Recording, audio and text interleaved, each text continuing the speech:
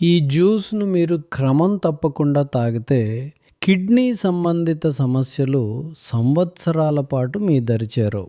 40-50 వేప ఆకులు మరియు వాటితో పాటు 10-15 రావి ఆకులు తీసుకోండి. ఈ రెండింటిలో నీరు కలిపి బాగా గ్రైండ్ చేసి రసం తీసుకోండి. ఇప్పుడు అందులో అర నిమ్మకాయ రసం కలపండి. కావాలంటే ఇందులో అర చెంచా ఉసిరి పొడి లేదా ఒక తాజా ఉసిరి రసం కూడా కలుపుకోవచ్చు. ఇప్పుడు ఈ రసాన్ని ఉదయం మరియు సాయంత్రం నెమ్మదిగా సిప్ చేస్తూ తాగండి. ఆయుర్వేదంలో వేపను శరీర శుద్ధికి, ఉసిరిని విటమిన్ సి మరియు యాంటీ ఆక్సిడెంట్ గుణాల కోసం, నిమ్మకాయను రోగనిరోధక శక్తికి సహాయకంగా భావిస్తారు.